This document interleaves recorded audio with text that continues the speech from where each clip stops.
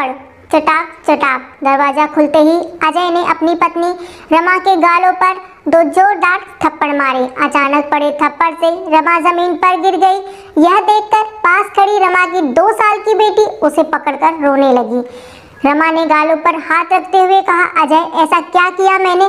फिर अजय ने दांत पीसते हुए गुस्से में कहा, रमा तुम्हें मैंने मना किया था ना कि तुम पार्टी में किसी के सामने भी अपना मुंह नहीं खोलोगी, किसी से भी बात नहीं करोगी।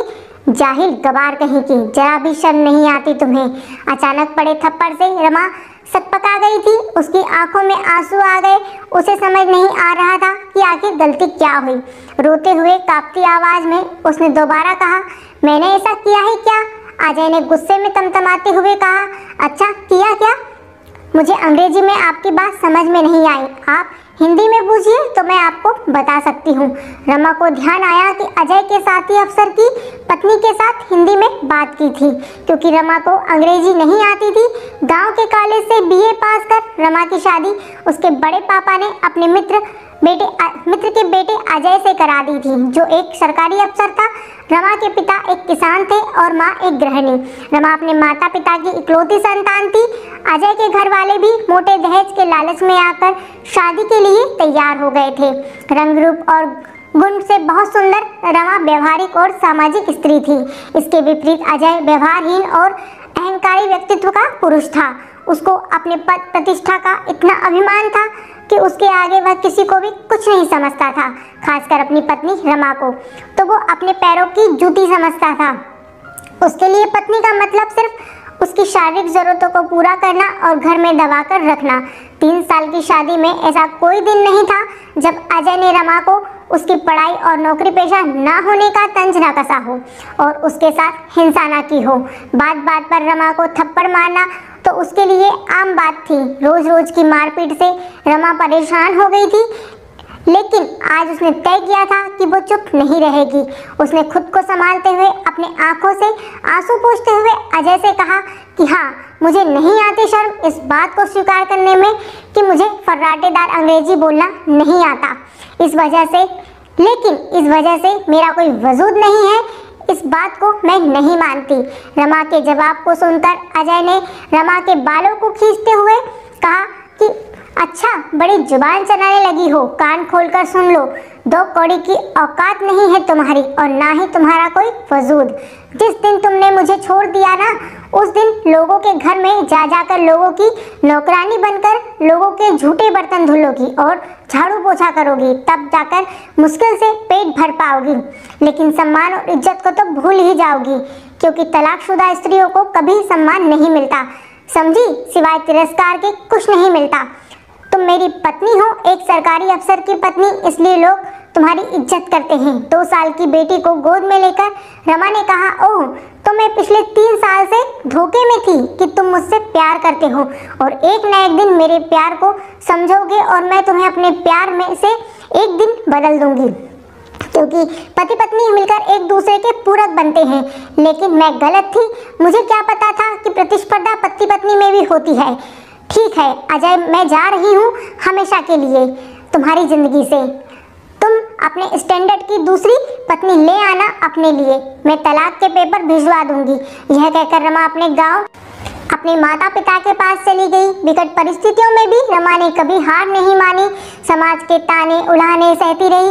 रमा अब सामाजिक कार्य में जुट गई और अपने दर्द को कलम की सहायता से डायरी के पन्नों में समेटने लगी। लेकिन कहते हैं ना कि सूर्य के तेज की रोशनी को काले घने बादल भी नहीं रोक सकते, उसी प्रकार रमा की प्रतिभा भी कब तक समाज से छुपी रह सकती थी।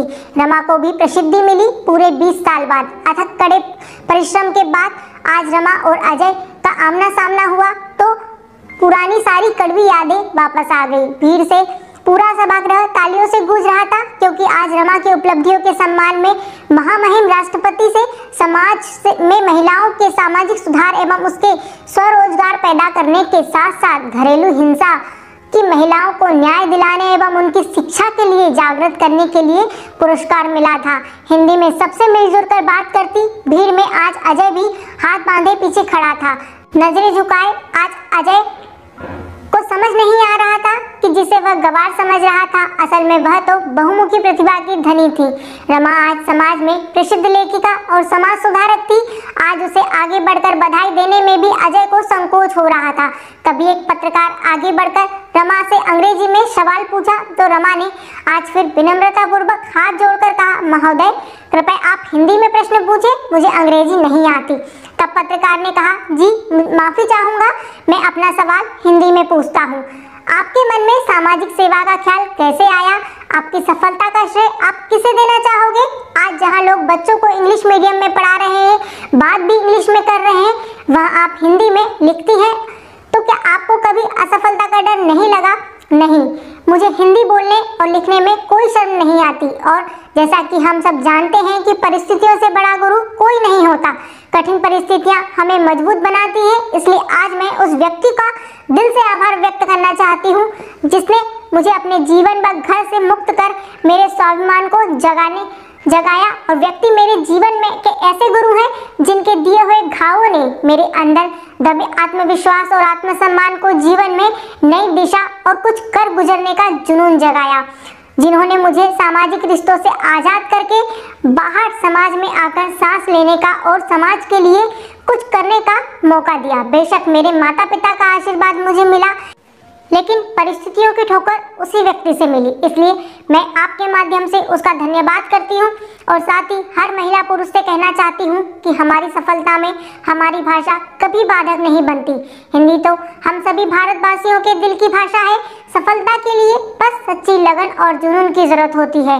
थोड़ी देर के बाद मौका मिलते ही रमा को अकेला देखकर अजय उसके सामने आकर खड़ा हो गया और उससे कहा, रमा अपनी गुड़िया कैसी है? अब तो बड़ी हो गई होगी। रमा ने कहा, मेरी बेटी बिल्कुल ठीक है और पढ़ाई के साथ साथ मेरे साथ सामाजिक कार्यों में मेरी मदद करती है। अजय ने कहा, रमा ऐसा क्यों कह रही हो? वह मेरी भी तो बेटी है।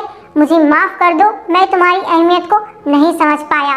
तुम्हारे जाने के बाद मैंने अपनी महिला साथी अफसर से शादी कर ली और 2 बेटे भी हैं, लेकिन मेरी कोई इज्जत नहीं है, ना ही मेरी कोई अहमियत है। मेरी पत्नी मुझे बात बात में बदनाम करने और मेरा करियर खत्म करने की धमकी देती है और मैं चुपचाप सुनता हूँ। मैं कुछ नहीं कर सकता। चुपचाप खड़ी रमा अजय की बातों को सुन रही थी। रमा ने आखिर में हाथ जोड़कर कहा, महोदय मैं असहाय लोगों की मदद करती हूँ, लेकिन आप तो सक्षम हैं, मैं आपकी कोई सहायता नहीं कर सकती। तभी रमा की बेटी वहाँ आ गई और वह बेटी के साथ चली गई। अजय आज नजरें झुकाए हुए सब कुछ सुन रहा था, लेकिन कुछ भी कहने की स्थिति में तो बिल्कुल भी नहीं था और वह अपने तिरस्कृत किए हुए रिश्ते को जाते हुए देख रहा था, क्योंकि वह आज मजबूर था और कुछ भी नहीं कर सकता था। लेकिन रमा आज बहुत मजबूत थी।